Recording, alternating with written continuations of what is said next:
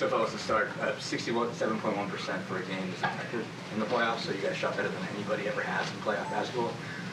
How did that all come together like that? Just what's it mean to set that kind of record here in a Game 7? I think it's a testament, just to, our coaching staff, just our offense, man. I think we have an historic offense, obviously, but this guy got things rolling and everybody kind of just followed suit. And to do that on the road here in the Garden in the Game 7 is obviously it's phenomenal. But, I think this is what we've been doing all season long, and we were able to show it on the biggest stage.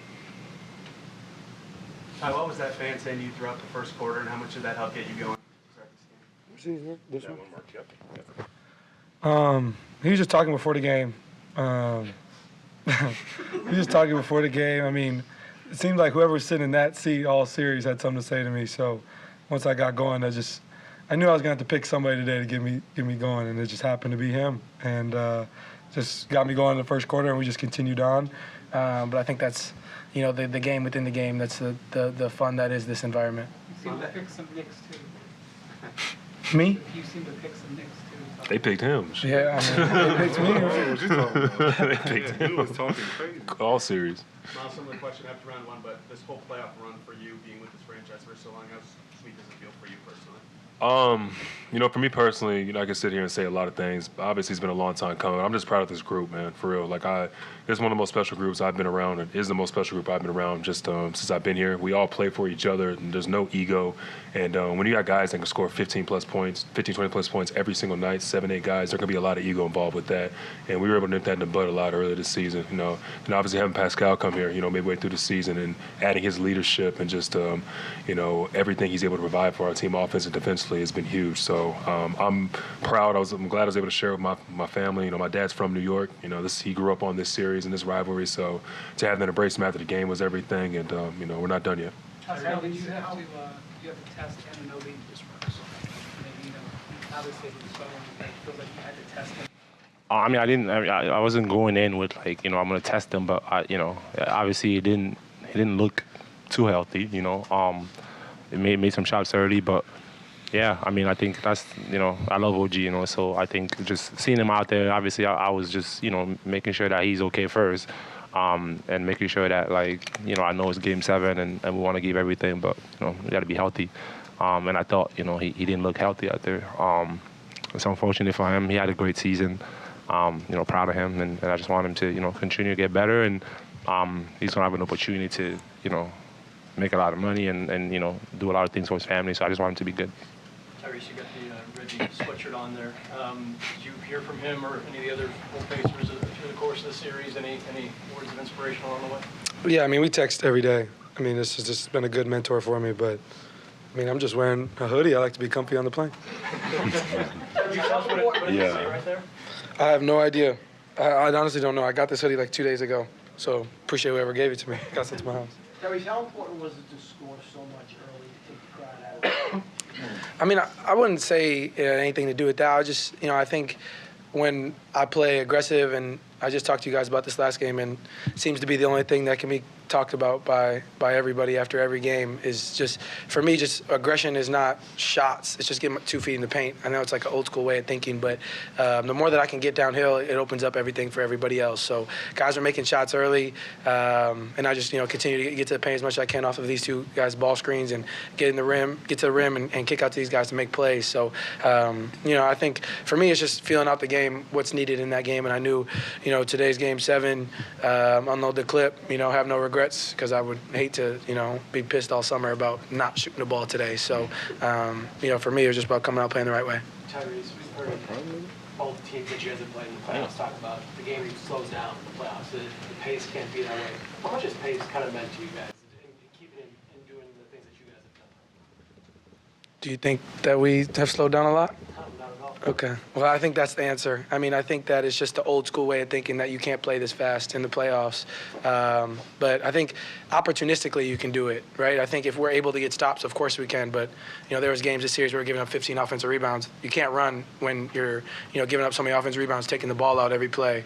When you're getting enough stops that you can run and then you can take advantage when they do score, that's a whole different thing. But I think we're just, I think slowly we're changing the way of thinking in the NBA that the playoffs you have to play slow, and we're able to just continue to be who we are. Sorry saying from the house. Like, you guys had that run in the in-season tournament, and it seemed like that started you guys' path towards getting better defensively. And I know it were fits and starts, but how important was it to make that run to see, hey, you know, when we do get some stops, we can still play the way we want to play. We can still play with that pace.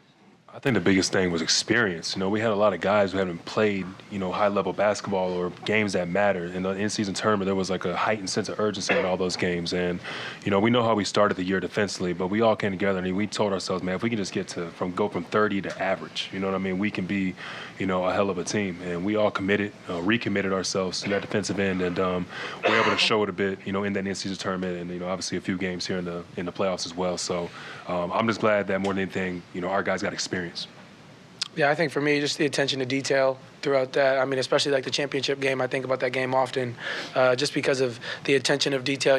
I'm seeing, you know, championship guys and how locked in they were to the scout, and you know, how they wanted to guard certain guys and where they wanted to attack and things like that. So I think the experience from just high-level basketball helps for anybody. So you know, I think we're really thankful for that experience to play in those environments, because those were all, you know, pretty, you know, hectic games. But you know, just trying to use those the right way. I mean, P's played, he's won a championship. You know, us guys have, you know, this is our first time to Eastern Conference Finals. So you know, I think that this mix of, you know, experience, inexperience, youth, and you're not old, but I mean, he's been there. Sorry, he's been there. But I think it's a good mix, and it keeps it fresh. Keeps it fresh. When this season started, I can't remember exactly, but you guys were projected maybe like, you know, lower playoff seed, maybe even playing, whatever. When did you guys start to believe that this had the potential to be something bigger? And obviously, Pascal and Nashville. piece of that, but like, when did you start to feel like there was much more potential? Yeah, I mean, I think for us as a group, obviously Pete wasn't here to start the year, but we knew our expectation was to get to the playoffs. We said that to our local media members all year. I mean, I know a lot of you guys didn't hear anything from us because it's not like we're covered early in the year, but you know, I think that we just had that. Like we had preseason camp in Nashville, just players, no coaches, and that was what we communicated from the jump, that we expected to be here. This ain't a surprise for us. You know, it's no fluke. We expect this from our group, and then once we added P, we knew that we could really take off. So it doesn't really matter what anybody thinks, except for the people in our travel party, 70, 80 people who come. Because I don't think anybody here picked the Pacers to win the series, but didn't. It happened. I have picture proof. Yeah. Miles Excuse me, Ty. Angela, I'm sorry. Oh, you're good. Yo, I said that. That was crazy. Sorry. That was thirsty. Nah, bro. Yeah. I was trying to be subtle. Yeah. That was not subtle. It was not at all. That was not Like, subtle. what? I'm sorry, did you guys see that? No, I didn't see it. Miles Ty, this time last year, you guys were at the track. Ty, you were riding around the pace car. Now you're playing in the Eastern Conference Finals, and you're going to bookend the 500. How cool is it to have all of this happening for Indianapolis sports fans right now? Ty, you start with you. Yeah, Indy's going to be cracking. I ain't going to lie. That's going to be a crazy day to be in Indy, just especially because of the excitement of the Indy 500, and then to, you know, have our game cap off the day. That's really exciting for our city. There's a lot of exciting things going on in Indiana right now. So I think we're just excited to be a part of it, and I think us three are all part of the long-term future here in Indy, and I think we're all excited about that. So, you know, excited to continue to build excitement around our city, and just understand we're not done yet. You know, we still got, you know, another series, you know, possibly 2 to go, but it starts with Boston. I think we're all excited for that challenge. Aaron and Andrew were 16 of 18 in this game. Wow. What, I mean, obviously those guys gave you a ton on the other end, and obviously did a lot in this one. Just how important was to have, on top of what all you guys were doing, those kind of productions from those guys? I mean, Andrew seemed like you got a shot, a big one every time you guys were getting close. Yeah, no, I think those guys, obviously, like, the first thing is just, you know, like, just the way they work, like, on defense for us, on every player, like, that's the best player on any team, you know, like, they always on them. Just the commitment that they have to playing defense, and I think the way we play, it just opens up things for them too offensively, and they're gifted offensively as well. So to be able to see them do both, I love Drew, like, just the way he plays the game, and he sacrificed, you know, everything, you know, just for the team. But he also has game, so he can play, he can do all that. Aaron, the same thing, like, plays so hard on defense, but, you know, he's a great three-point shooter, and then he can put the ball on the floor and attack. So those guys were great for us, and you know, they're a big part of what we do. Could you guys hear any of the Did you guys hear any of the groaning? Like, the way you weren't missing that first half, the fans were sort of like, I've never heard that kind of sound before. Did you catch any of that? I didn't necessarily hear it, but I felt it. When energy is everything. In these type of environments, and there was I think it was like a third quarter. It was like a pump up the crowd type of thing, and the volume was up and all that type of stuff on the jumbotron, and I didn't hear a word. You can hear a pin drop, and that was a moment for me because to come into this environment, the Garden in a Game 7, and to be able to keep the fans out the game. I mean, that's unheard of. Was your dad able to make it today? And if so, what did that mean to you? My who? Your dad. No, he didn't come. He had to go home. But he told me to meet me in Boston. So. Miles, what was the difference ultimately between the two teams while you're moving on? I mean, both teams were physical. I think that's the biggest thing. So going from the Milwaukee series, it really got us primed and ready for what the New York series is going to be. We knew before it started that it wasn't going to be a lot of X's and O's. It's about just going out there and get the job done. You know what I mean? Whether it was the offensive boards, 50-50 balls, or just, a possession game is what we called it. I think Game 5, they had like 29 or whatever it was more shots than us, and that was our downfall in that. So comparing the two series, I think offensively we still did what we needed to do, but I think it was a possession game, and we were able to be primed for this series. I want to say our depth too. Our depth, it's big. We got the best bench in the NBA. Facts. So we're the deepest team in the NBA. We got 5-6 guys ready on the bench at all times, ready to answer the call when need be.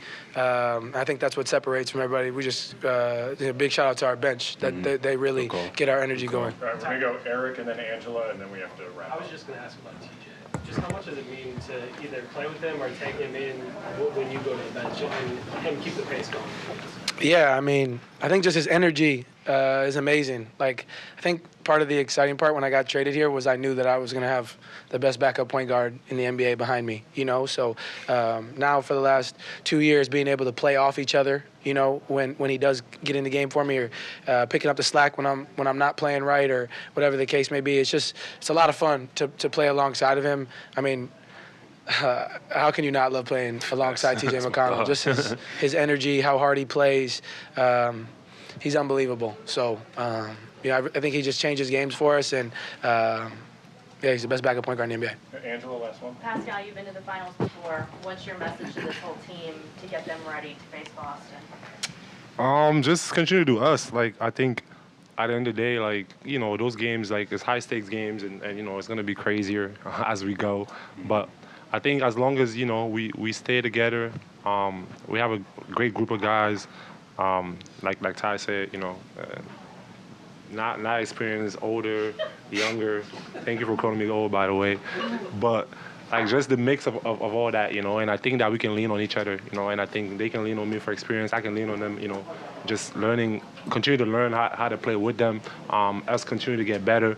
But at the end of the day, we just got to go out there and play, and believe that it's possible, and that's all we have. And I always tell them, as long as we stay us, no matter what, we just stay us, we're gonna be okay, because we have everything we need.